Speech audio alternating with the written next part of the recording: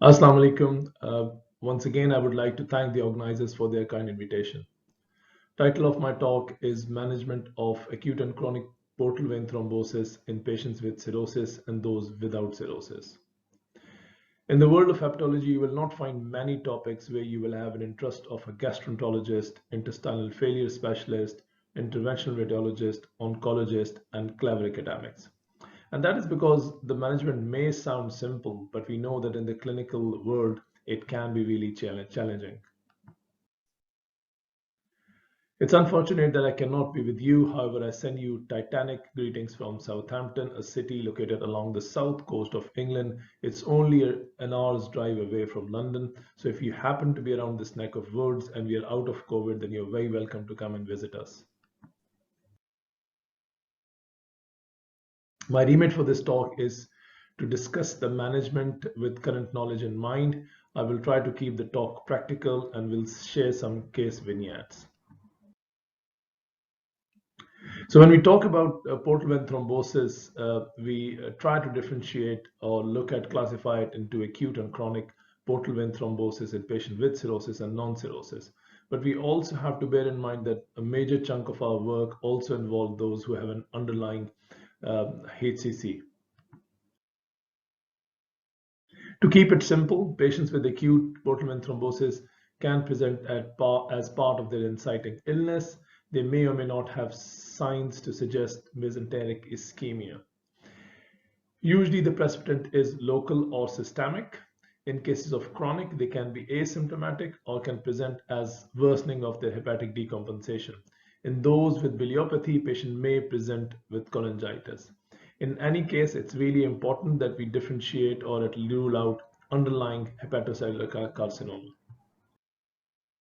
The diagnosis is mainly based on imaging. We ask for an ultrasound scan with Doppler of the portal vein. And if there is an absence or sluggish of flow, then that would make us think about the possibility of a portal vein thrombosis. We can always confirm it by doing a CT scan, which is usually required in cases where we have a high suspicion of hepatocellular carcinoma. So the first case is of a 68-year-old lady who had an underlying JAK2 mutation. She was well maintained on hydroxycarbamide and pegylated interferon for her polycythemia rubra vera. As a result of this, she developed portal vein and splenic vein thrombosis. She was warfarinized. She had evidence of portal hypertension. She unfortunately had quite an extensive past medical history, including ischemic heart disease, C. difficile associated diarrhea, and breast cancer. She was admitted with abdominal pain and distension, and initial blood tests showed that she was over anticoagulated. She had evidence of ongoing inflammation, as you would see with elevated inflammatory markers. Imaging demonstrated acute SMV thrombosis with small bowel thickening and ischemia. There was also evidence of moderate volume ascites, thickening of the cecum, and proximal ascending colon. So the question is, how are we going to manage this patient who had an underlying chronic portal vein thrombosis with cavernous transformation? Very briefly, let me just take you through the anatomical grading. We know when the portal vein is excluded partially, that is less than this 50% of the lumen, we grade it as 1. In patient where there's occlusion of more than 50%, including total occlusion, they are graded as grade 2. Patient where there's an extension of the thrombus to the proximal SMV, they are given a grade of 3. Where there's an occlusion of portal vein and entire SMV, then they're graded as grade 4. Causes, we know about the local or systemic precipitant, including intra-abdominal infections. 50% patients may have an underlying procoagulant condition, and we know that about 25% we may not find the cause. Now, unfortunately, in this pandemic, we have seen patients with COVID who presented with portal vein thrombosis. And not to forget the data from Oxford, where they looked at nearly 5,000 patients and demonstrated that patients who've received mRNA COVID vaccine the risk of portal vein thrombosis was 30 times higher. So acute portal vein thrombosis carries significant morbidity and mortality. In acute cases, we worry about intestinal ischemia, which could lead to intestinal infarction and eventually death from multi-organ failure. Patient could develop portal hypertension, which leads to further complications such as vessel bleeding and ascites. Based on the EASL guidelines, we screen for local or systemic causes. We start our patients with low molecular weight heparin and antibiotic if there's any evidence of ongoing infection or sepsis. Where there are features of intestinal ischemia, we consider further intervention, IR intervention, and rarely surgery. Where there isn't any, then we can start our patients of anticoagulation for at least 3 to 6 months. So the EASL guidance is to anticoagulate as soon as possible with unfractionated or low molecular weight heparin with the goal to achieve recanalization. So coming back to our patient, she was anticoagulated with low molecular weight heparin as per the EASL guidance. Now there are a number of studies which support that guidance, including this prospective study where they looked at over 100 patients and found that the recanalization rates achieved at 1 year were 38% in portal vein and splotches thrombosis and was higher up to 60% in patients who have a superior mesenteric vein thrombosis. So our patient's thrombosis and SMV resolved. She was treated as type 2 intestinal failure with parenteral nutrition. Unfortunately, a few months down the line, she developed refractory ascites and was found to have a TI stricture causing small bowel obstruction. So our patient has portal hypertension, ascites, type 2 intestinal failure due to small bowel obstruction, and there was good going evidence of small bowel ischemia. What are our options in this case? Are we going to involve interventional radiologist or our surgical colleagues at this stage? So could we have done anything differently, or should we have thought of involving interventional radiologist or considered thrombolysis earlier? Now, as far as the evidence in favor of thrombolysis is concerned, let me share this study where authors were able to achieve 82% partial recanalization in patients who've had portal mesenteric vein thrombosis. And the complete recanalization rates were achieved in up to 41%. It was deemed as a safe and effective approach with low rethrombosis rates. Only 3 patients developed rethrombosis and 2 were due to interruption of the anticoagulation. They also did not observe significant bleeding rates, and other complications rate were also within acceptable limits. Participants required 3.5 CTs during the monitoring and management of their thrombosis. So the algorithm in the study was patients who've had an acute portal vein thrombosis with evidence of intestinal ischemia once they had ruled out the contraindication to thrombolysis, which I'm sure most of us are very well familiar with. They offered these patients IV alteplase followed by a dose of low molecular weight heparin. And these patients were monitored for bleeding from any site and also had regular blood tests. So following the systemic thrombolysis, these patients had repeat assessment with a CT scan after 48 to 72 hours of thrombolysis or earlier if there was any other concern. If there was any evidence of ongoing intestinal ischemia or lack of improvement, if there wasn't, then these patients were able to continue treatment until the resolution for up to 7 days. And if there was any evidence of ongoing ischemia, then this group of the patient was further discussed with the interventional radiologist and they were considered for TIPS or local infusion or local thrombolysis. On discharge, these patients were recommended long-term anticoagulations. So TIPS is certainly an option in this cohort of patients. Portal vein thrombosis is not an absolute contraindication as per the BSG guidance, which gives it a strong recommendation based on the high quality evidence. Now, recommendation that portal vein thrombosis cases should be discussed with centers with experience will not come to any of you as surprise. So she had TIPS in November 2020, followed by laparotomy, where the inflamed segment of small bowel was resected. There was also evidence of inflamed appendix. She required 2 further laparotomies to wash out post-surgical hematoma. In 2021, she's reasonably stable. However, she's now become institutionalized with low mood. She had further complications of venous occlusion likely to venous access. Her last CT scan demonstrated diffuse adhesions in encapsulation with irregular liver, which was not the case when it was viewed directly on previous laparotomies. Some of you would be keen to know what the histology was, which showed that she had active serositis with microscopic perforation in small bowel segment, and appendix also demonstrated active serositis with fibrous obliteration. So question can be asked, was it all triggered by an underlying appendicitis? So moving on to the portal vein thrombosis in cirrhosis, which is a commonest thrombotic event. It can often be asymptomatic in up to 50% of the cases. Symptoms typically include portal hypertensive bleed or abdominal pain. Worry here is again extension into SMV, which could then lead to intestinal ischemia and infarction. There is a data out there which concludes the negative effect of complete portal vein thrombosis on the post-transplant outcomes.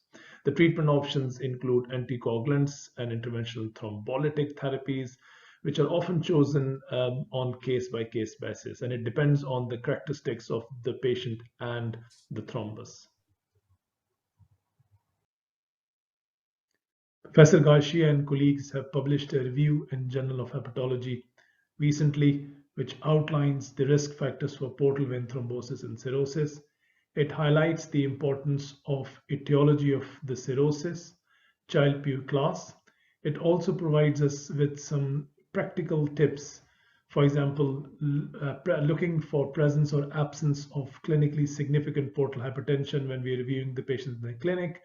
Whilst reviewing their ultrasound Doppler portal vein review, we could look at the flow in the portal vein, and if there's a previous history of any surgical or interventional radiology procedures. Let me share this very interesting study where authors prospectively looked at 369 cirrhotic patients without portal vein thrombosis. These patients were followed up for 48 months time period, and patients who developed portal vein thrombosis in this time period were further analyzed for the risk factors for portal vein thrombosis. Now, it would not come to you as a surprise that the markers of portal hypertension were regarded as strong predictors for portal vein thrombosis. However, markers for thrombophilia, acquired and inherited disorder, and beta blockers were not regarded as significant predictors. We cannot complete this talk without discussing briefly coagulation in cirrhosis. I'm sure you all appreciate that the balance between procoagulants and anticoagulants is maintained in patients with cirrhosis despite reduced production. This balance, however, can be tipped in one or the other direction. That is, patients with acute decompensation can develop significant bleed or DIC, which could be precipitated by underlying infection or uremia. With the similar circumstances, the patient could develop either peripheral or portomesenteric thrombosis. Although we won't have time to discuss portal vein tumor thrombus in detail, however, this is a question which gets asked frequently, especially in patients who have an underlying or associated hepatocellular cancer. So based on the available evidence, presence of 3 or more of the following could predict HCC-related portal vein thrombosis with a very high sensitivity and specificity.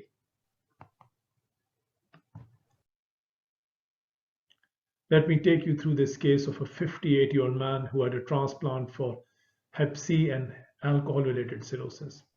He developed cirrhosis in the graft after he started drinking again. He presented with GI bleeding and easy bruising. Blood tests showed low platelet and hemoglobin. His GI investigations were unremarkable. He was referred to hematologist and was diagnosed with ITP, which unfortunately did not respond well to steroids and IV immunoglobulins. His treatment was escalated. However, he represented a few months down the line with further episodes of GI bleed and subdural hematoma and low blood indices. His investigations were repeated, which were again unremarkable, and then he was started on eltrombopag, which is a prothrombin receptor agonist and increases the platelet production after binding with the receptors. Now, unfortunately, this nicely designed study was terminated early after thrombotic events were observed in 6 participants of this study.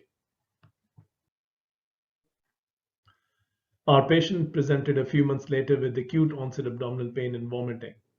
He was covered in bruises and was tachycardic on examination. His blood tests showed elevated inflammatory markers, low platelet count. His chest external bronchoscopy was unremarkable. He was admitted to acute surgical unit and an urgent CT scan was performed, which I'm sure you would all appreciate, shows this massive thrombus in his portal vein.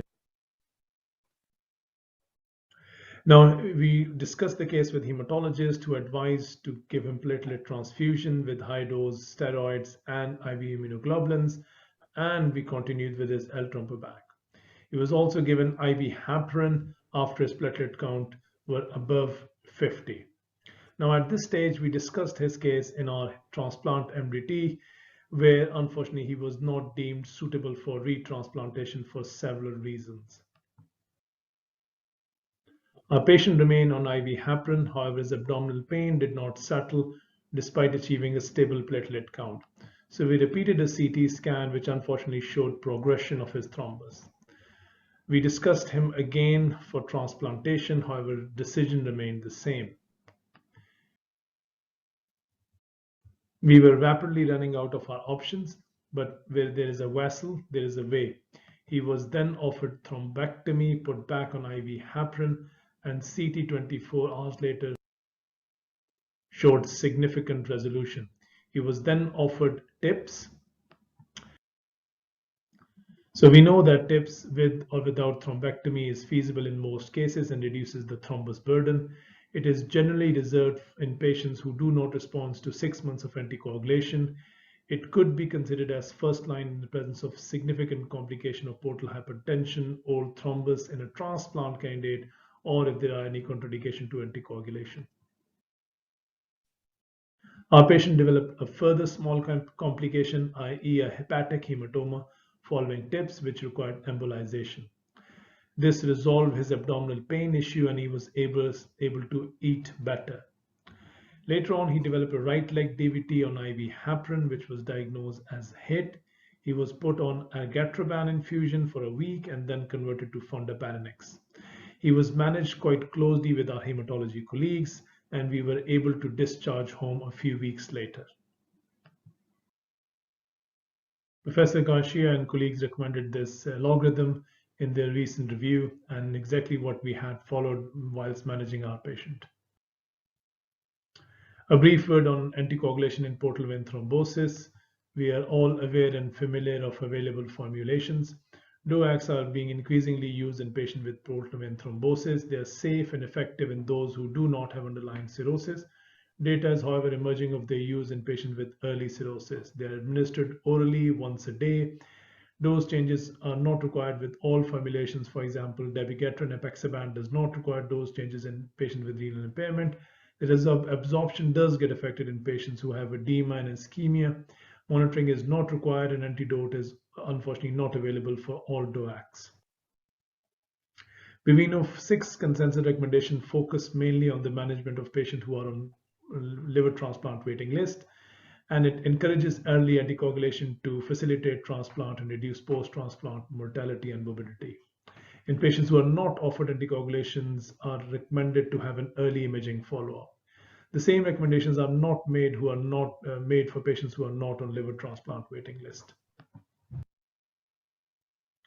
Now, unfortunately, I don't have enough time left to take you through one of my most favorite slides of this presentation. However, it's encouraging to see data coming out from transplant centers of Pakistan, where we are pushing boundaries and offering transplants in patients who would otherwise not deemed suitable for transplantation in maybe some other systems.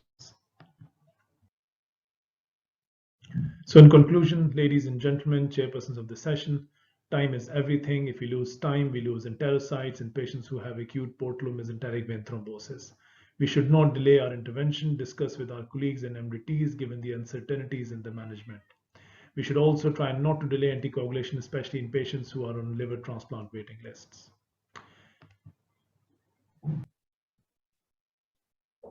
Thank you for listening.